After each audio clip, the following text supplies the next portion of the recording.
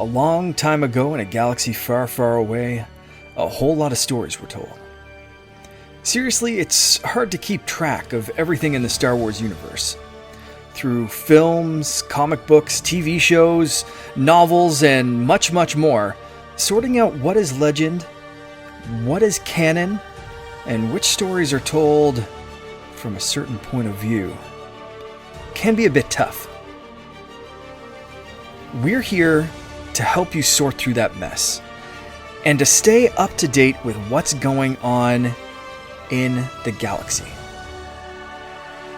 So sit tight, strap in, grab your favorite co-pilot if you want to, and get ready to make the jump to lightspeed. Ladies, gentlemen, Wookiees of all ages, these are the Holocron Chronicles.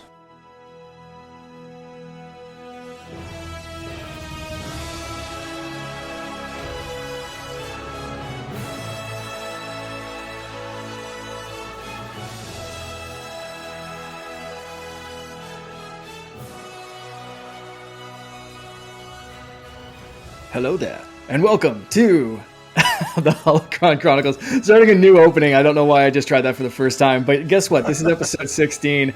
We're having some fun. My name's Mark, aka The Canardian. I'm joined by the best co-pilot in all the galaxy, Mr. Charlie Carden. How you doing today, Charlie? I'm blushing with that compliment. I don't even really know what to say. So it's like, thanks. You're welcome. No, it feels good. Good. And we are joined by a very special guest, our first guest across the pond, our first real non-North American guest. We're joined by Chloe, aka Femme. How you doing, Chloe? I'm very good, thank you. This is crazy. Yeah, I'm honoured to be your first Brits, let alone first non-American. So yeah, that's great. Yeah, non-North American, because Mark is a dirty Canadian, but we still love him. Right, okay. But Mark lives so far to the north and the east in Canada, it's almost like he lives on Mars. He lives in Atlantis, he fights sea monsters. I mean, it's a whole scene up there on Cape Breton Island, without a doubt. That is accurate. I can almost see England, I'm sure, from if I stood on the coast. I'm getting like Sarah Palin being able to see Russia from her house. That's it. That's it. But yeah, so we're super happy to have you on the show. And we're recording this early. We're recording it through the week, so it's coming out a little differently. We're going to structure this show a bit differently, but we'll get to that when we get to it. First, I'd like you to introduce yourself and give people a little bit of history about you. So first off, I guess introduce yourself and where people can find you on the internet, and then I'm going to grill you on some Star Wars questions. Oh, so much pressure. Okay. So my name's Chloe, as we said, but my TikTok handle is Femme. I basically started TikTok in October 2020. It got me out of a bad mental health patch. I actually got into Star Wars only a year ago in lockdown. Wow. So yeah, I'm a very new baby in the Star Wars universe, I guess. But yeah, since then I actually just hit 28k on TikTok like an hour ago. Amazing. Congrats. Fantastic. Nice work. So yeah, check me out on there. I also have my Instagram links there. It's Femrend again, I think. Yeah, it is. Those are my main two social platforms. I don't have Snapchat or anything like that because I'm too old. Us too, promise. Yeah. But Instagram and TikTok, the main one, is where most people know me from. So yeah. Excellent. Well, speaking of where you can find you, my dog, I'm just going to let her go in the background there. Hopefully she won't go too crazy. But you can find us at secretfriendsunite.com. I'm going to give a little plug for that before we get into your Star Wars history. We're always looking for contributors. We're putting more written content up on the website. So let us know if you want to contribute. We also have a new Discord server that we're growing and getting a whole bunch of stuff. So any one of the shows, video games, Star Wars, Star Trek, general geeky stuff. If you're interested, the Discord link is on the website and in the show notes. And yeah, we're going to have some changes coming to the combo feed of all the Secret Friends Unite shows. That's switching over the host. So if you're listening to this on the combo feed, pay attention to that feed. There might be some changes. We'll let everyone know, but definitely follow us on Twitter, Facebook, Discord, Instagram, wherever you want to follow us to keep up with the latest news, so you don't miss anything when we switch that over to the website feed, just like all the solo shows are switched over to the website. With that out of the way, you said you were just introduced to Star Wars 1 year ago. Yeah. Let us know how that happened. We always, any new guests, we always say, "What was your intro to Star Wars?" Break it down. You gave us a little tease at that. How did you get into Star Wars just a year ago? Do you know what? It's really weird because I tend to hyperfixate on a lot of things. So just before it was Star Wars, I was obsessed with like the It franchise, both It movies, It Chapter One. Cool. Like I've always been a Doctor Who fan. I grew up with Doctor Who. A lot of kids in the UK did. So I've always been into like sci-fi weird sort of stuff. But Star Wars, I think being a girl, it's kind of like your parents don't really expect you to like it. Just in the era I grew up in, you know, your parents won't show their daughter Star Wars because they wouldn't expect it to be their sort of thing. That's kind of like the era I grew up in anyway, in like my household.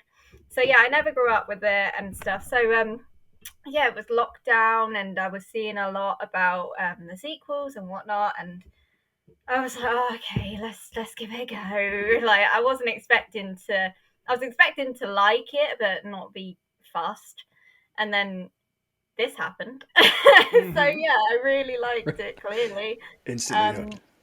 Yeah, instantly hooked. I was just like, oh my god, okay, I see the hype now. And yeah, so that was kind of my introduction. That's awesome. Have you gone and watched everything, or are you just kind of sticking to the newer stuff? So I'm a big fan of all the films. This is what I say when people ask me what my favorite film is. I don't like to say. I don't really have a favorite because I don't know, just especially on my platform, if you say you have a favorite, it starts fights and gatekeepers and all that. Right. Like, I have a favorite in each trilogy, I would say, but I can't remember what. Oh no, now I remember where I was going with that. And then I love Mandalorian. I think the Mandalorian is probably one of my favorite sort of areas of Star Wars. I'm not so into the more animated stuff like Clone Wars and stuff, but yeah, I watch kind of what I'm drawn to, but I'm not completely clued up on every single bit of it, you know.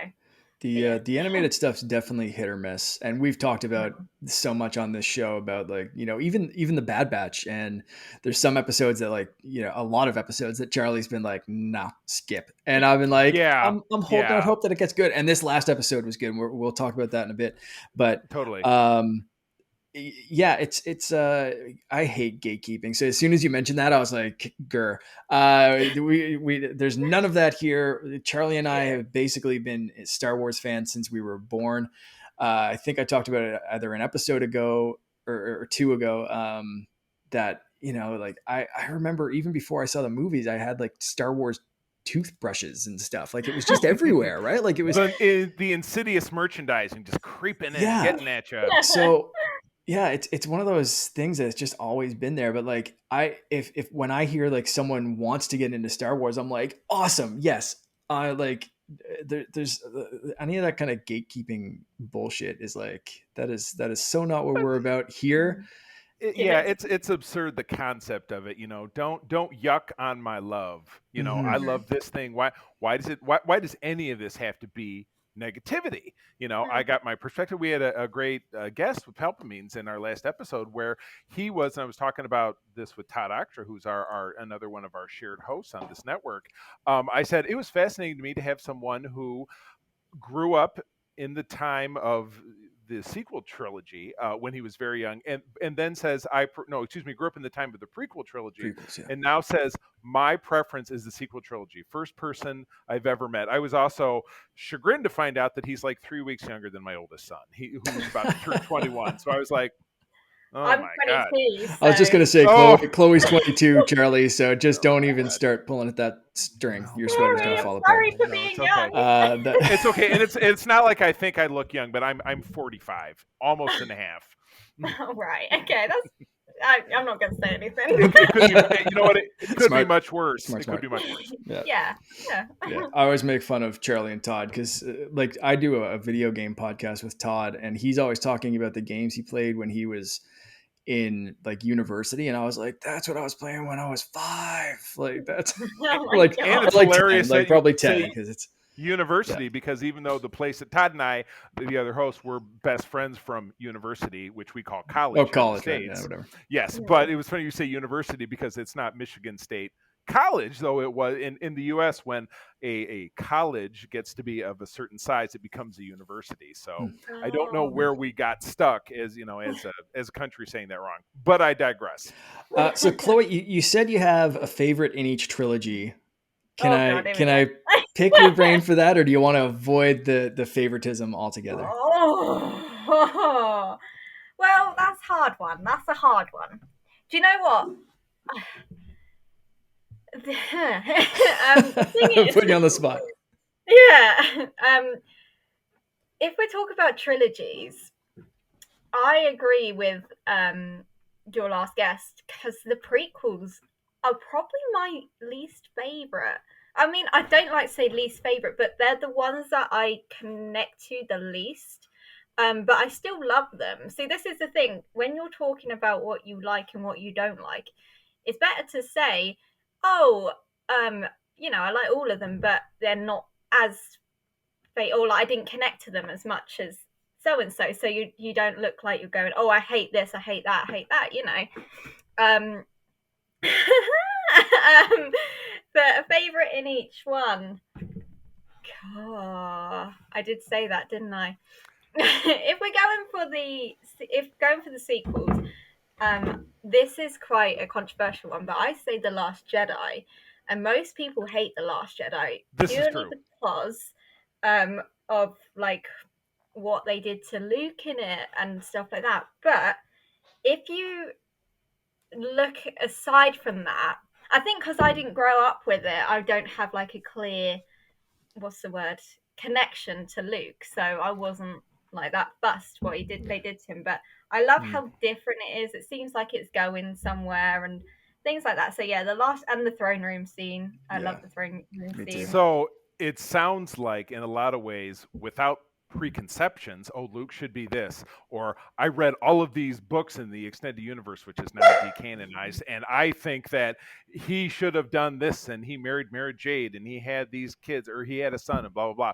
So free of all of that baggage, you can embrace it for, like you said, is the trilogies, the franchise is going this way, and now it's over here, and now it might steer back, and it's over here. So true Exactly. storytelling has to follow a narrative, I think, in some ways that is unpredictable, or I think it can detract from the enjoyment of it. So I appreciate, much like when we were talking with Palpamines last time, a disparate perspective where you're looking at something not through the lens of someone like me. The first film that I ever saw was The Empire Strikes Back in the theater in 1980 when I was 4 years old with my dad and my brother, and so it started like that for me.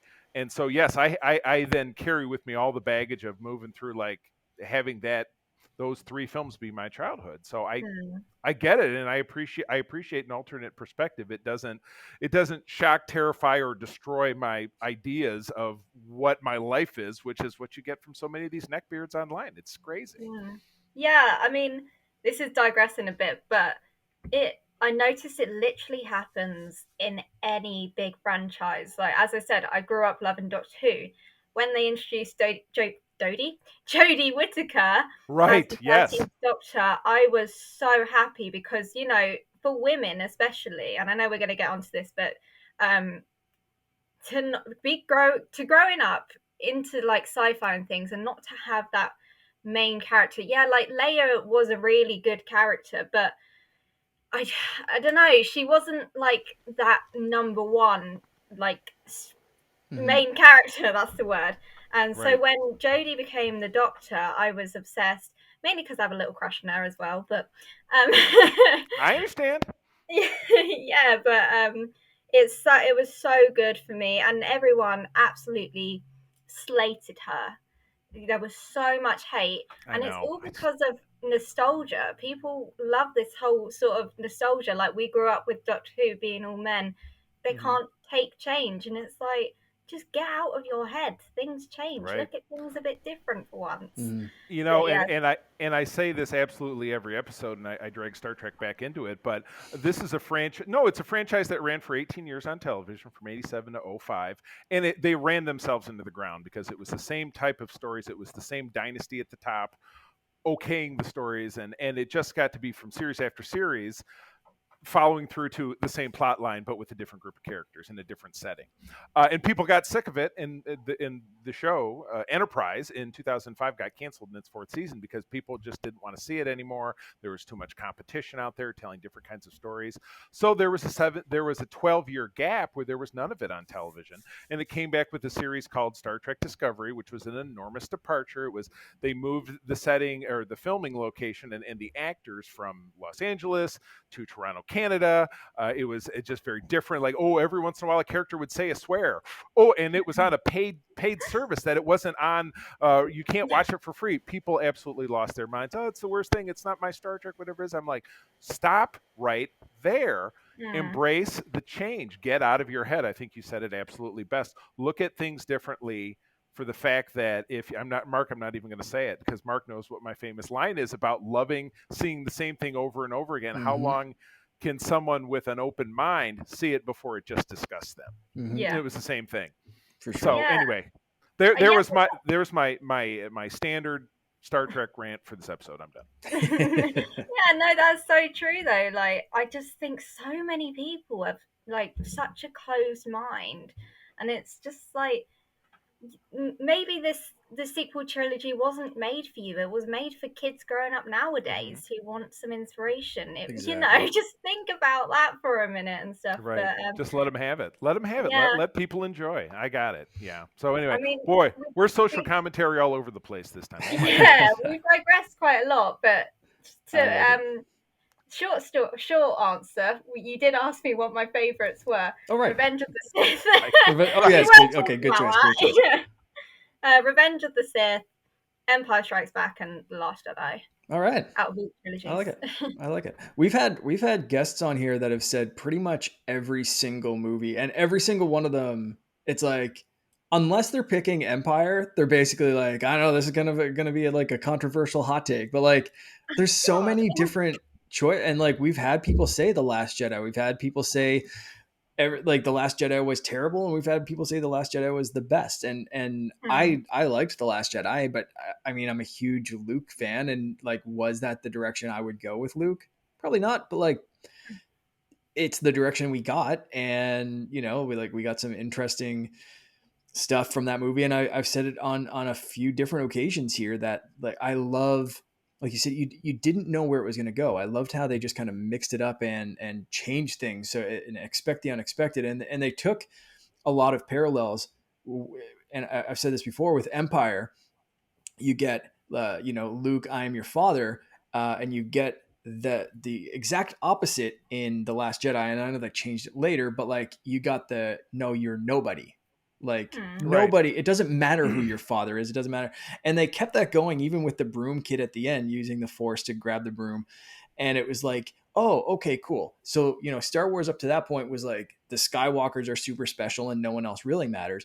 And then, they changed it to be like, well, anyone can kind of matter. Like, it doesn't really Yeah. matter what your last name is or what your lineage is or whatever. Like, you could still be a hero. You could still do fantastic things. And I loved that message. So Yeah, yeah. I agree completely there, and that's kind of what I got from it as well. With in the Last Jedi, how Rey didn't have really a last name as well. That kind of like improved that point that you don't need to be Mm-hmm. someone to be awesome. But yeah. Yeah, exactly. So right now we're going to take a short break, and then Charlie and I, for anyone listening, it's just going to flow straight through. Charlie and I are going to talk about the Bad Batch later, and we're just going to stitch it into this episode. So Chloe is sadly going to disappear for this segment. Charlie and I are quickly going to discuss the Bad Batch, and then we'll be right back to talk a little bit more with Chloe.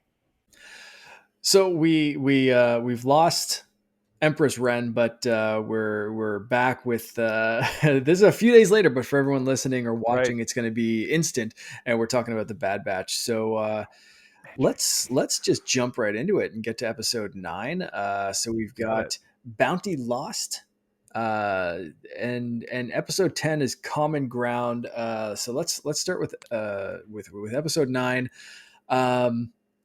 I liked this one. I thought this one was great. I really Me liked. too, and that was a flip out for me because we had been kind of dragging through several episodes that I just thought were like, I mean, I've said it before. I just felt it was like Mando with a less cute kid, and we weren't breaking any new ground, which is that's an issue. Absolutely. And again, again, taken somewhat with a grain of salt because you got to remember this is a different format. It's animated. The audience is a little bit more, I won't say explicitly, but more implicitly for a younger crowd. But still, in a lot of ways, I think we as fans kind of hold it all to the same standard. Yeah. You know what I mean? That we want it all to be great, and we want all of it to be part of a more comprehensive big picture. You look at a And lot it's of just, Clone yeah, Wars stuff and other animated things. I mean, Batman the animated series, Gargoyles. There's a lot of stuff, even on Disney Plus, that stands the test of time. That has been great and animated and safe for kids, but also engaging for adults. So it's not out of the realm of possibility to kind of expect that from something new from Star Wars. So I get it. You're holding it up to the higher standards of animation. right, exactly. So in this episode, yeah, we've got the fact that Amiga has been captured, and Cad Bane, again, a great tie-in, a great bounty hunter from Mm-hmm. the Clone Wars, is bringing her to meet with a client who turns out is Tan Wee Mm-hmm. from Attack of the Clones. This was be the Kaminoan scientist slash PR person that Obi-Wan met with on Camino when he Mm-hmm. arrived in episode 2. But naturally, there's nothing in Star Wars is without complications. So um, Omega uses she uses her skills to kind of hornswoggle the Seth Green droid Toto 360. Toto, is this supposed to be like Toto? Like Toto, we're not in Kansas anymore. It just seems like Uh, 2do 360. Yeah, yeah. Yeah, Wouldn't surprise me if Toto was some sort of reverend. Yeah. So anyway, right. yep. Inside deal. So anyway, they get to the rendezvous point. But just like yeah, anything else, there's a complication. Fennec Shan shows up.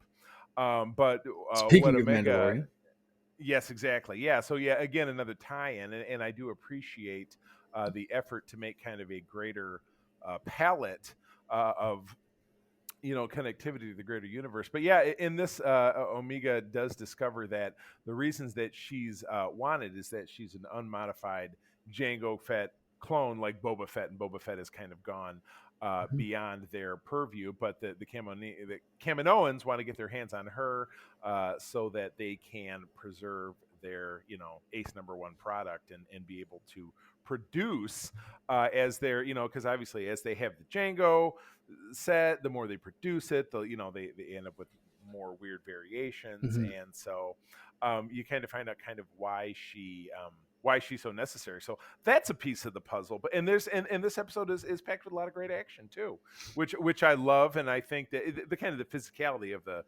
fisticuffs, Yeah, the fighting, I really enjoyed that piece. absolutely. Yeah, it was action packed, but also gave a lot of story. I think this was, for me, one of the most exciting episodes in a little while. I love seeing Fennec Shan, even when she's first starting out and she's going up against someone like Cad Bane, who says like, "You're out of your element. You're just starting off. I have more experience. I'm gonna kick your ass." And she's like, maybe not. And it just kind of shows how much of a badass she is and kind of where she starts getting a name for herself. And we see that later continue in The Mandalorian, and she is a full blown badass by that point. So I love that. And yeah, I thought this was a great episode. I just, like you said, it hit on all the right notes. I thought it was really cool. Absolutely. So in seeing this, I was kind of enthused. Um, and I wanted to see where kind of things would go from here. But as we segue into episode 10, I'm getting the feeling that we're getting back in, we're kind of going back into kind of our mission of the week mantra, which I have to admit I was not super excited about. In episode Mm-hmm. Common Ground, where the gang it gets sent out again by Carla from Cheers, who is their bounty boss at this point, because they still owe a big debt. Well, the debt's never going to be paid off. And I'm like, oh, okay. But they have to go, so they have to. Common Ground is that this is a little bit more of the ideological conflict with them, because they're sent on a paid mission to pay off their debt to rescue a separatist senator. And of course, they're only weeks or months past being clones, where the separatists were the absolute dyed-in-the-wool enemy. But now, with the war over, and even perhaps with the war not being over, they are paid. I won't say assassins. They're paid agents, being paid to do a job, and a job is a Mercenaries. job is a job. Yeah, exactly. When you owe a debt, which again, their debt is kind of nebulous. It's like, well, what do they owe and for how much? And so that was talked around, but not really quantified in this. But anyway, go ahead, please. This one can be yours. Oh, sure. Yeah. So this, yeah, like you said, this one was kind of going back to that mission of the week, but I like how this was kind of maybe seemingly the end of the mission of the week structure, because we did Right. see again them going on a mission, but it was a different kind of mission that further helps them get out of that kind of clone army mentality. So they were seeing separatist territory, they were seeing different ideologies. They're talking to people who are kind of against the empire, and maybe some people who see the republic or the empire as kind of the continuation of the republic, but it's, Right. it's totally not. So you're seeing how they're already twisting people's mindsets, and the empire is kind of like, we'll protect you, blah, blah, blah. And some people are buying it, some people aren't. I really like that kind of structure of this one, and getting into that ideology. Although I think kids watching this would probably be a little bit bored, but for me, I kind of love seeing that side of it. And I know, like, for any prequel fans that are, like, oh, you get whatever, right? Like government talk and that kind of stuff. But like, Yeah, right. Yeah, it there is was kind of interesting to see, how the empire can kind of put their tentacles in places. And you say, like, how does the empire get so much reach? How do they take over a whole galaxy where there still are separatist planets? And this is how. And you start to see, some infighting within the rest of the batch, and some clashes between them and Echo.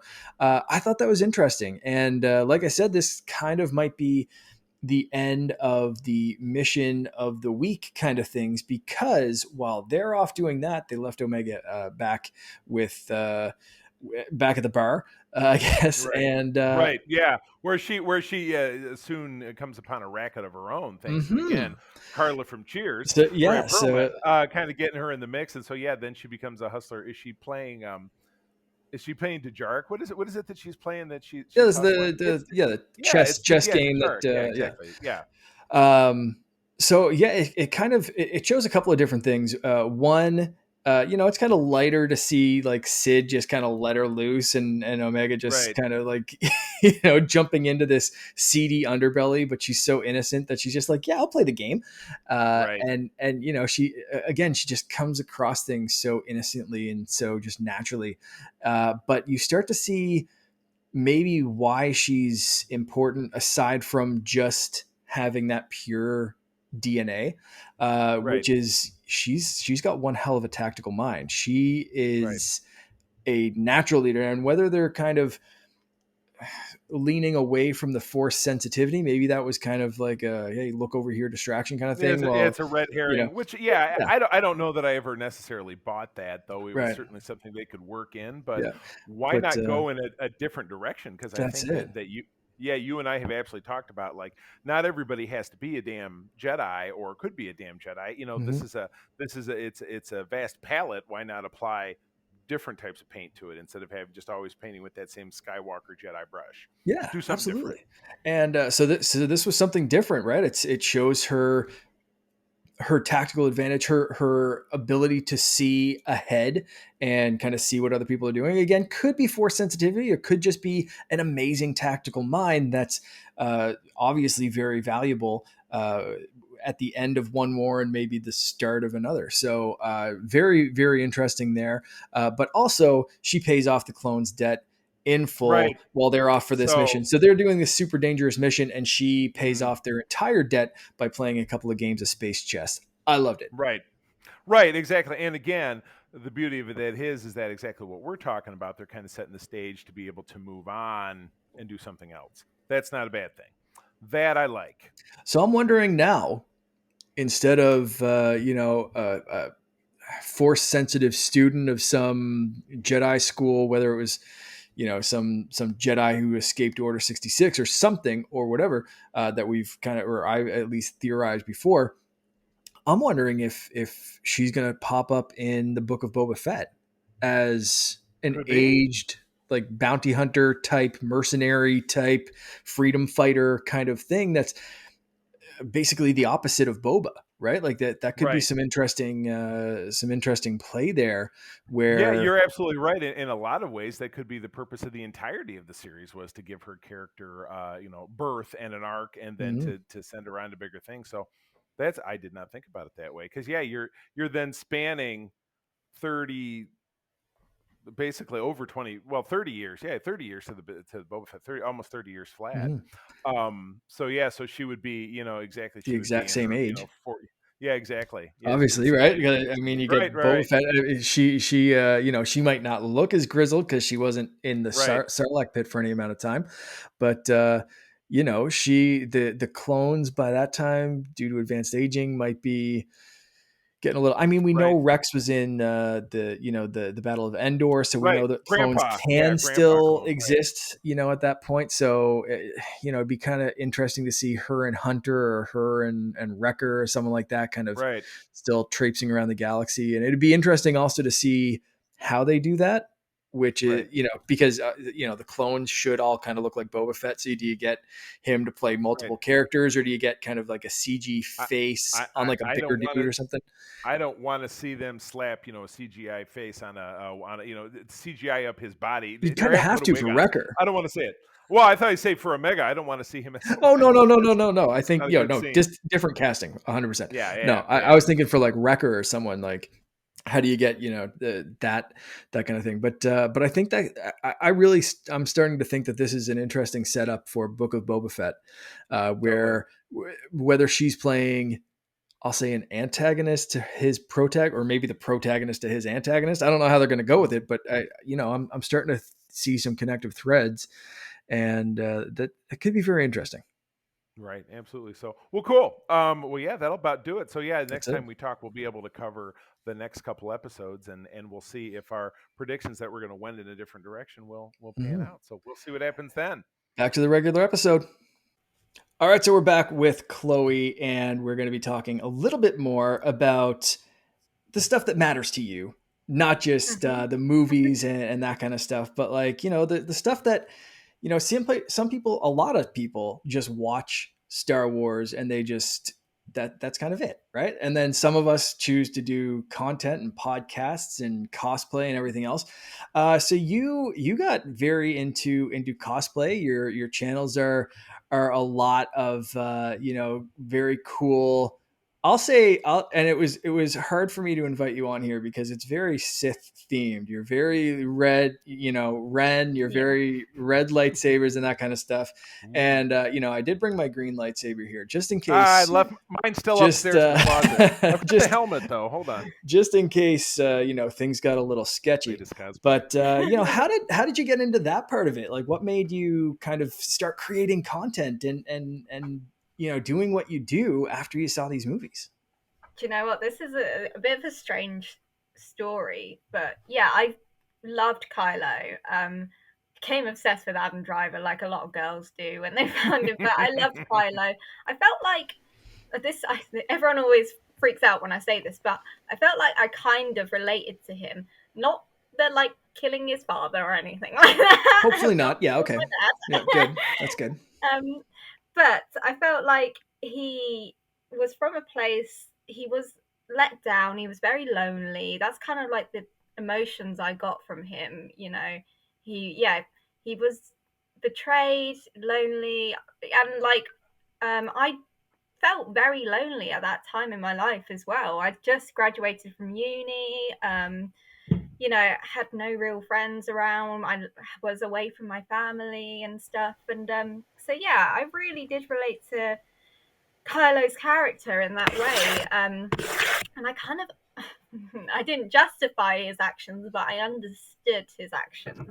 Um, so As you that can with sounds the best crazy. villains. I think the same way about Mm, Loki, right? Like, who yeah, hasn't Right. felt like, you know, a sibling or someone else, or, you know, a cousin or someone, a friend, whatever, you know, they get all this attention and like, I'm good, I'm great, you know, I kind of deserve the yeah, same level of respect or something. And it's like, Right.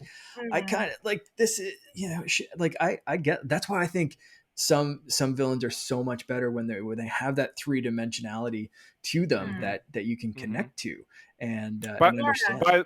by the way, absolutely, episode 4 of Loki, which I watched first thing Oh, I this still morning. haven't watched it. Still Oh haven't my watched it. god, are you much of a fan, Chloe?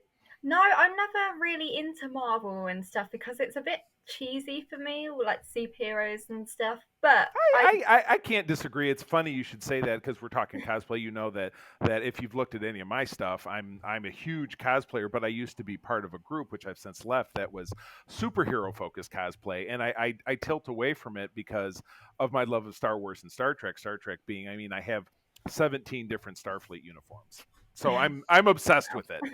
Um, but yeah, no, I totally get where you're coming from. That show is a lot less. That show is a lot less capes and cowls and heroes, and it actually takes more of a sci-fi bent. So I'll Hmm. put that plug out there. It's actually very enjoyable. oh Yeah. no, no, Loki looks incredible, and like I, what I've seen of Loki, like in other films and stuff, he's a character I know I would like and stuff. But Right. yeah, it takes me a lot to get into a new series or stuff. But I I hear think I you. Mm. will do Okay. So Loki Glad to definitely. hear it. so back to But Kylo. You felt a oh yes, connection. I was like, what were we talking about before? Right, yes. That's my fault. All right, I'll shut up now. That's fine. And I'm very into like makeup and stage makeup and stuff. So one day I was just messing around and I practiced doing Kylo's scar. And I filmed it, put it on TikTok, and I was looking at myself. I was like, I actually make a good like female Kylo Ren, a femme Ren, and that's where that name came from. And I was like, oh, because my hair, you know, matches and stuff. So I literally went through my wardrobe, found whatever like clothes suit Kylo, and did my own closet cosplay of Kylo. So yeah, it started with me doing a femme Kylo cosplay, um, and then that kind of just built and built and built, and then the Empress Ren thing, it kind of was.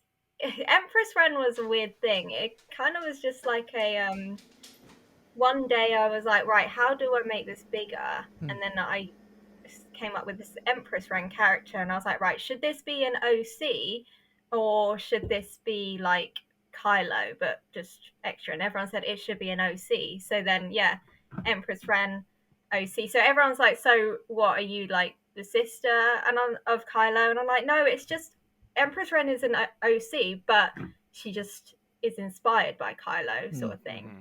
Did you get And it? with the Ren name, I mean, it kind of fits in with the Knights of Ren, Kylo Ren, and so Empress Ren doesn't Right. have to be genetically or any way related. It can just be kind No. of another in that line. I like that. That's very cool. You Yeah, know, yeah. Well, I took a page, and it's not that exciting, but with my love of the Rebel Alliance, with my love of X-wings, I know Mark's kind of in the same place. I did an OC as well, and it was a picture that I shared with you over on Instagram mm, of a you know a high-ranking Rebel pilot, and the outfit I cobbled together was simply it was Han's blue A New Hope pants plus and I had built a whole backstory around the leather jacket, which came from the Last Jedi. That was Poe Dameron's jacket, and I mm, said, this dude was the original owner of that jacket. and it found Love its that. way. It found its way 30 years later to him. But yeah, I took like a simple 3-button red shirt that I got off of Amazon. I used the existing really high end belt that I had for Luke Skywalker. That was the Empire Strikes Back version, which of course comes with the DL-44, no scope, so it fit into there. And then I used my very venerable Austrian Army boots, which are basically your Star Wars officer boots. Nice. And thusly I had a character. I'm very, very happy with it. I've not actually had a chance to wear it anywhere, which I've got to change that. Yeah. Well, this is what I say. People, I get asked quite a bit, like, oh, what advice would you give to someone who's starting cosplay? And I'm like, I'm not the best person to come to, but my only bit of advice is you don't need to spend a load of money. Do not break your bank account because closet cosplays. That's quite hard to say. Mm-hmm. Closet cosplays work just as well. It worked for me, so it could work for anyone. I literally spent on my first Kylo cosplay outfit. I spent £2. I don't know what that converts to in American or Canadian dollars. I can figure it out. Hold on, I have a currency converter on my phone. Keep talking, please. I spent £2 on the gloves from a charity shop, a thrift shop. Yeah. That's all I spent on my first ever version. £2. I almost did a roundabout kind of Ben Kenobi cosplay today. I have a kind of a long sleeve shirt sweater kind of thing that I was wearing this morning because it was a little chilly, but as it became a little warmer and like 99% humidity, that was quickly shed. And for my what is this Rise of Skywalker shirt? Right. I did not have a chance to change into my swag. I'm sorry, I was running in from an appointment, so I'm the odd duck on this one. I grabbed the first Star Wars shirt I could because I was like, I am just like 99% humidity. I'm roasting. So let's get this sweater. It's bad. It's bad. And this currency converter is a piece of crap app. So we'll just say that was very important. It's not much. I think it's like $4. You know, and you make the point. It's the superhero cosplays that are super expensive because you go on eBay and it's like, I just bought a really great Captain America stealth suit, which was from the Captain America the Winter Soldier, my favorite Captain America movie. And the stuff is expensive, and buying the shield is expensive. So when it comes to Star Wars, what's really expensive is buying those lightsabers. Mark knows about that. Yes, I do. Oh yes, Mr. Fancy Pants. I've got 2 lightsabers, but when I started out, I literally made my own lightsaber. I think it's around it somewhere, but I literally got a stick from the garden, painted it red. It looks rubbish, but it works. That's awesome. But in photography, even with Photoshop and what have you, there are ways to catalog that. In person, that's very different. If you're like, oh, I'm going to lightsaber fight, you can't do it with a stick. I have a quasi fancy one that was from Hasbro, which makes the Star Wars figures and is the Star Wars Black Series. They make some role play items, so that's that one, and that's the classic Rey, Anakin, Luke, hero saber. So that one fits for, because I have a Luke Skywalker that is the Yavin 4 with the yellow jacket, and then I have an old man Han Solo. The hair helps with that. With the Luke, I have a wig, but I'm like, I'm always ipsy daisy on wigs. So I have done a little bit more spray in hair from time to time, because when I dyed my hair, I got roasted by my wife and by my closest female friend. Had to shave my head twice during COVID. Twice. Yeah. So never again. That's awesome. So we've been talking about original characters, and it's fun to create original characters, but also with Star Wars, sometimes you might not find the female character that you want to cosplay for you. Was that a problem or an issue that you came across, or did you just instantly dive? And I know we wanted to talk about some female representation in Star Wars, so that might be a good way to factor that in as well, and springboard off of this. I love Rey. I absolutely adore Rey. I absolutely adore Daisy Ridley. And I have done a Dark Rey cosplay once or twice. But yeah, there's not many. But I think it's just because I related to Kylo so much. I wanted to carry on with the Kylo sort of thing. But it's mainly, there are female characters, yes, but they don't get the support that they should do, unfortunately. Right. Do you know what? Before this, off topic, but I was watching like a load of Daisy Ridley funny moments on Amazon, on what's called YouTube, and I was just dying. She's so cute, like another female crush of mine. But yes, Totally. Oh my Absolutely. God. Absolutely. oh, Absolutely. Yeah. stunning So woman, do you stunning. think they're leaning in a good direction with having her as the lead of the sequel trilogy? We've just heard the Acolyte female showrunner, lots of females in the writing room. Going to be a female person of color lead apparently is who they're searching for, and I don't think they've made Yeah. any announcements on that one, but that seems to be what they're looking for. Based on what the showrunner was saying, I think a week or two ago. Do you think they're leaning to a place that's the they're leaning in a right direction, or do you think they're um, there's still a ways to go?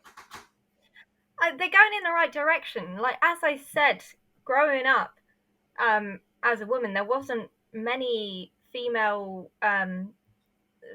like characters in sci-fi films and TV series and things that I could look up to. So you just have to think about it from that point of view. The kids growing up nowadays, it's good that they're gonna have a female role models and um, women of color as well, role models for them.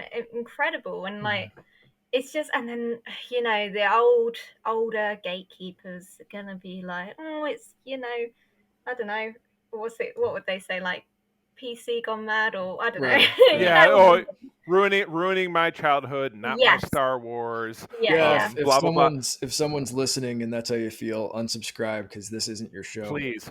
Yeah, we're not free. No, there is a guy. If I can have a quick, if there, I can have a quick aside. My other college roommate, John Sear, is his name, and he's one of the original founders of our Secret Friends group. He's a Star Wars figure guy, like I am, and there is a particular website called the Jedi Temple Archives. I'm going to call them right out. This dude's name is Paul Harrison, and he is a Trump-loving, neckbeard, living in his parents' basement, just absolute hater of humanity, has horrible things to say about absolutely anything that is not straight white men.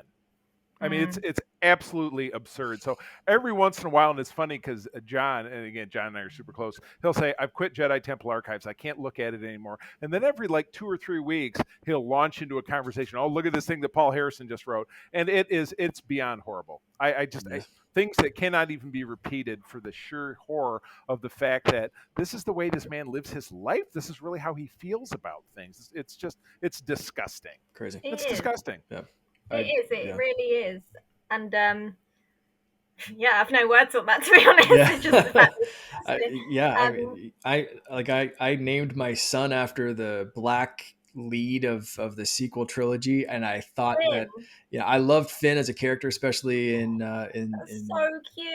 I'm Thank you. dying. Thank I you. love He's Finn as pretty well. adorable. The fact that you named your child after that is so sweet. Yeah, and I as they progressed, I thought similarly to kind of what they did with Leia in the original trilogy, and even Padme to an extent. They kind of start sidelining the characters. They're set up in the first film like they're going to be kind of a main character and this kind of stuff. And the second one, they get kind of sidelined, kind of paired up, pushed to the side a little bit, kind of as an extra bit of the story, but not quite main. And then the third one, they're kind of just there.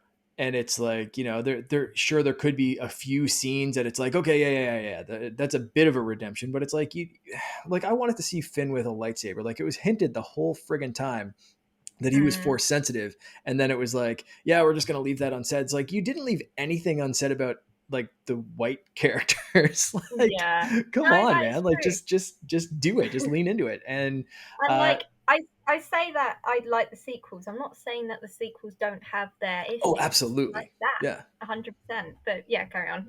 No, yeah. So and that's it. Like I can enjoy Star Wars and be very positive, and we bring a positive spin to Star Wars on this podcast, and that's kind of what we're all about. But we'll still call out some bullshit or some things that we want to change, and that's certainly one of them is female representation, people of color represented. Just like the universe is big. We have a lot of diversity on Earth. there's a lot more that we could have in the galaxy. Like, let's have it. Let's do that, right? Like, It just so makes more sense as well if there's more diversity in the galaxy where there's aliens and all sorts of species. yeah, So why wouldn't there be a woman? Why wouldn't there be a black person? You know, I don't know. I don't understand why.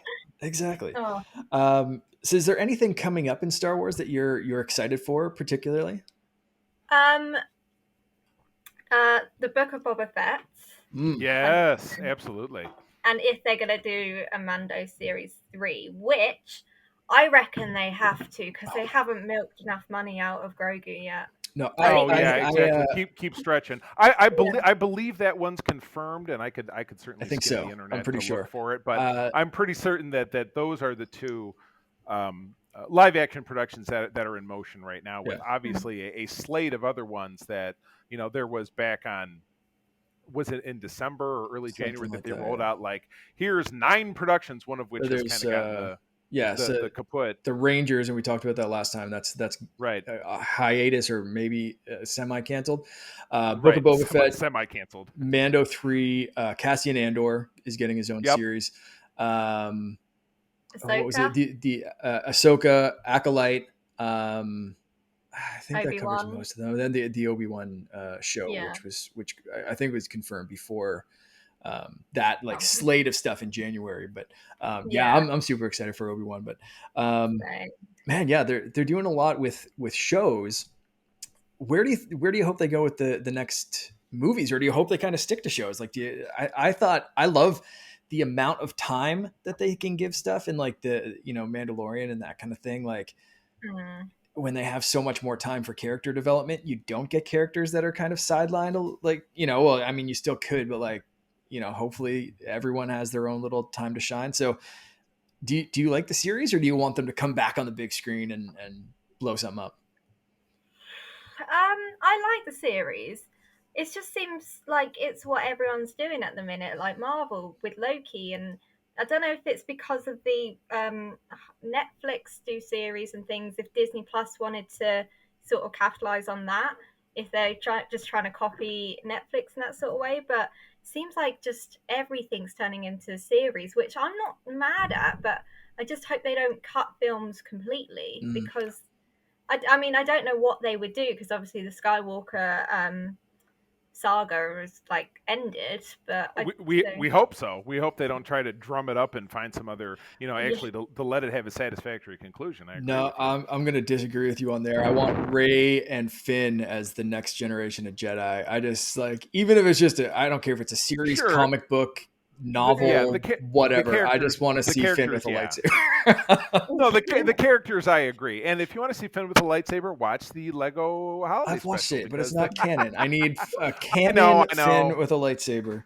We are absolutely all about canon on the show, hands down. That is our mantra. That's the thing. I don't think, like, I can't speak for them, but I don't think like John Boyega or Daisy Ridley would want to come back because of the way they were treated. Yeah, and that is hard to argue with. Very hard. The last thing I read from John Boyega specifically, I don't know about Daisy Ridley or anyone else. He said he would return if the story was right, and I think he's been very outspoken about his treatment and the treatment of other like Rose and other characters and stuff like that, but he said he'd even come back for JJ. Kathleen Kennedy was one that he called out as like, I'd come back for her. But as long as kind of the story and the direction, but I think they learned from the sequels. I think they learned their lesson, and JJ Abrams just kind of came out and said like, yeah, maybe we should have had like a beginning, middle, and an end, like overarching kind of story thought of before we started filming something. And I think could be it sounds like John Boyega was like, maybe kind of agreeing with that. Like, give me a good story. Show me where you're going with this so that no one's going to get sidelined halfway through the second movie or something like that. So beginning, middle, and end, a 3-act story in 3 films, or even a 3-act story in 1 film, but just make it something that you're not like, Yeah. You don't know where you're going. So of course, yeah, like you said, we can't really speak for those people, but I just read that maybe a week or two ago. So it sounds like he's still kind of open, which is giving me hope. But like I said, even if they continued that in comics or some form where you can use the likenesses but not the actors, then I'd be happy. And then the Patty Jenkins movie is like the Rogue Squadron or whatever that is. That's happening like after the sequels, so we are moving up in the timeline. So it's going to be interesting to see where they go from there. That is one thing I would like to see as a series would be like a Ben Solo series that'd be cool. or something to see what Ben was like training and stuff. But again, I don't think Adam Driver would come back. I think he hates the sequels and like everything. They're all appropriately scared off.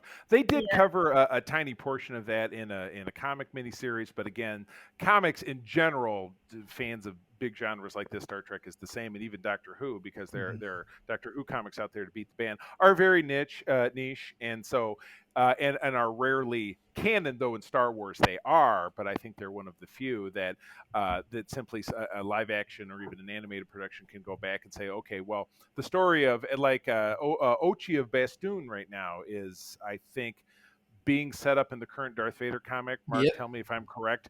But for me, not having really scrutinized the Rise of Skywalker, I was like, this character seems familiar for some reason. Then Mark and I were talking. He was like, yeah, moron. He was a featured part of the story of the Rise of Skywalker. I'm like, the dude with the dagger. I have to go back and watch that. The guy with the dagger that made no sense. Yeah, maybe I chose to omit it from my headcanon for that exact reason, because it seems somewhat obsequious. We created so yes, the dagger I don't disagree. before the thing crashed and somehow knew it was going to be exactly set up to where it was going to to crash the thing into the other thing, just like the Lego movie, right? Yeah, that's this thing. So I don't want to take up too much of your time, Chloe. So before we start wrapping up, another thing that you talk about on your with your videos, with another thing that you're very upfront and open about is your mental health awareness. Why is that important, and how do you tie that into Star Wars? Okay, so as I said, the TikTok got me out of a bad mental health patch when I just left uni and stuff like that. So it means a lot to me, and I'm still wavering. I'm still on medication. I've had to go back into therapy twice. Twice, like after the first time. So it is a constant thing for me, and it's just not really discussed enough. It is discussed a lot more nowadays, but I say, like, you see, well, in the UK we have this campaign on TV right now, and it's all the celebrities talking, it saying, oh yeah, we need to speak more, and like they kind of leave it as that, and they don't really go into what about and why you should speak more and things like that. And I think there just needs to be more discussion about it and how important it is. Particularly for me and my aim. It doesn't really relate into Star Wars, but because I have a platform, my aim is to get to a place where I can be a mental health ambassador, do talks at Comic Cons or whatever to people, because everyone can struggle, everyone can have these issues, and it's important to talk about. So yeah, it doesn't necessarily relate to Femme, my character, or Star Wars, but it does relate because everyone has these issues. Everyone, and I will go so far as to say, and again, if you don't agree with what I'm talking about, this is not the channel for you. But there is obviously a direct causality, I think, in the United States with lack of mental health services and the rash of shootings that we have in this country. It's completely out of control, and it has a lot to do with I think gun control is an important issue, but the real issue is who's behind the gun. Who's doing the shooting. It's people that have mental health issues that are being untreated because there's a stigma, because there's because there's not funding. That's exactly. People with platforms speak out. Get people help. Make sure that we don't have people who are homeless or dangerous because they can get their hands on a gun and affect this kind of carnage. That's my approach. And again, I was raised very safely learning how to handle guns because my dad is a hunter, and I shot my first pistol when I was probably 4 years old. I, however, don't own a gun because it's not an interest of mine. But I do understand the power. I do understand everything that comes with it. So I understand where you're coming from. So See, good that for sounds good for you. crazy to me. I know, me being too. a Brit, because we don't I have know. guns here. Yeah, It's I like, know. even just across the border, like the guns I aren't that know. prevalent. I know, and That's and crazy. which is why I don't think I haven't thought about popping over there and staying put to either one of those places. So I totally get you. So Well, yeah, yeah, mental health is, I would say, I mean, I don't know, but it seems to be a bit better in the UK than it is in America, but we are still underfunded, and things like that. So, yeah, my main goal is to build my platform to a place where I can go do talks at Comic-Con stuff. That's the That's dream. fantastic. that's awesome. Fantastic. Yeah, Good for you. and you said it doesn't quite relate to Star Wars, but I think introducing yourself, you kind of said that it does, because Hmm. the whole, like, where the character came from, and the fact that you connected to Kylo Ren above other characters, showed Mm, where you were, and why that discussion is important, and to show that you can, it's okay to kind of embrace that dark side, yeah, it's Hmm. it's okay to have those feelings, and that kind of stuff, but we need to talk about them, right? It's Right. very important. Absolutely. And that's I thought a key to the sequels with Rey feeling abandoned, Kylo feeling all this anger and frustration, um and power and confusion, I suppose. Finn feeling scared and rebellious, but also very hesitant, and overcoming that. We see these themes in these characters, and you can kind of attach yourself or see yourself in any one of the characters that you choose. Um, but I think, the discussion about that, past just being like, yeah, that movie was great, they blew something up. I think that's very yeah, important. So I love that you're doing that. Which So is which thank is you. still true. Yeah. We do Yeah, love seeing it's things get blown up. absolutely. But I think what you're doing is very important. So thank you.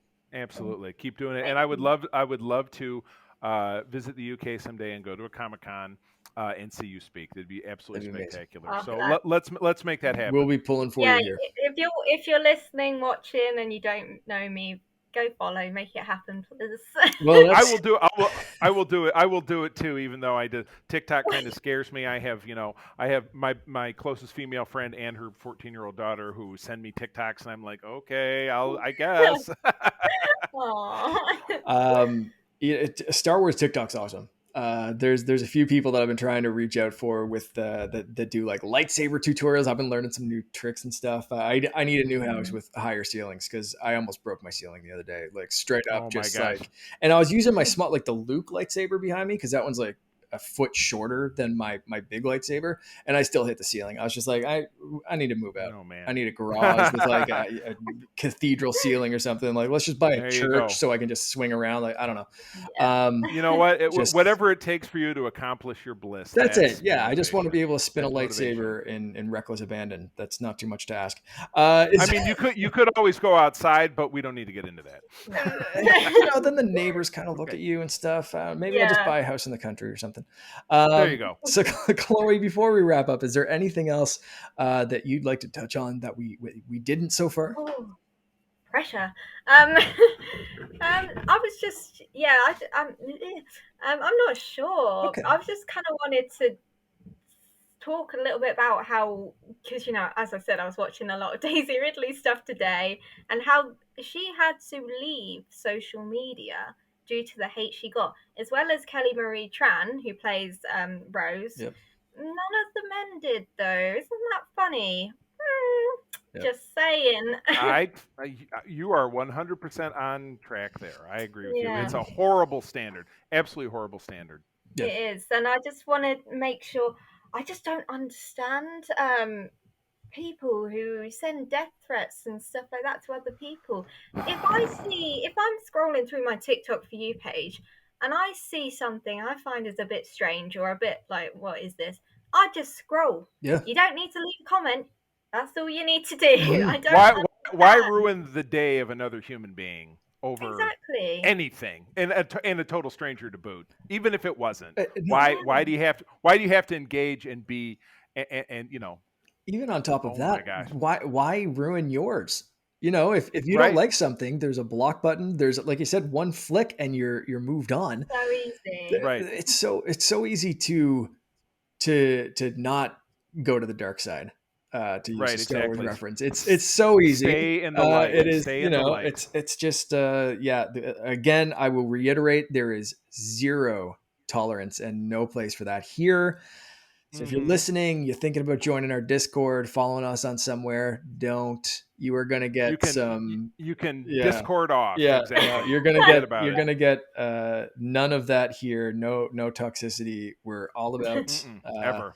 lifting people up and finding the fun in Star Wars. So Them But up. yeah, that's my point. Like, even though my character is a Sith, that she's like on the dark side, she's not a dick. Like, you know. There's a, you know what I have always said, and this is a quote that people know we will know. Charlie has a prime directive, to borrow from a Star Trek reference. Number one, don't be a dick. That's my rule about literally any human being I will ever meet. Don't care what they look like. Don't care about anything at all. Male, female, other, skin color. Don't care. Don't be a dick. Just exhibit kindness, and then you are of equal balance in my book with every other person I know. Exactly. Femren just is all about the aesthetics of the dark side. We're not interested in, well, yeah. Well, I was gonna say we're not interested in killing children. I've made that joke a few times. Okay, great. Well, that's much more of an Anakin thing, but I got you. Yeah. Literally. But yeah, I'm all about spreading positivity. Yeah, being positive, even if you do want to cosplay as a Sith character, you could be badass and positive at the same time, you know. Yeah, for sure. You got it. I like it. Right. I like it. Well, on that topic, find people or tell people where they can find your badass Sith character and where they can follow you. I know you said it already, but just remind people. Okay, so on TikTok, if you have TikTok, if you don't, I suggest you get it because you can't follow my main channel otherwise. It's Femren, FEMMEREN. It's quite nice, Femren, and the same on Instagram. So yeah. I will. I know that we've been talking on Instagram, but I tried to open TikTok just now, but then it made noise, so I turned it off. But when we are done here, I will go sign up. I know noises scare us old people. And the links, of course, will be in the show notes. So definitely make sure you go follow Chloe and support any mental health initiatives that you can. Please. If there's something in your area, wherever you are, US, Canada, UK, or elsewhere, Right. Elsewhere, elsewise, yeah. Jesus. I think elsewise. I've been drinking an energy drink this whole time. I might need another one with elsewise. Support mental health initiatives. They are underfunded in most places, and it's something very, very important. So, Chloe, we wish you all the best. Thank you for joining us, and we hope you'll come back. Thank you for having me. I've had so much fun. Good. I love chatting. Yeah. Awesome. We'll definitely have you back. Absolutely fantastic. All right. Well, Mark, I will take us out simply by saying to everyone listening to my voice, thank you for joining us. It was wonderful. Sharing is caring, and to keep on trucking. May the force be with you. Rex, play us out.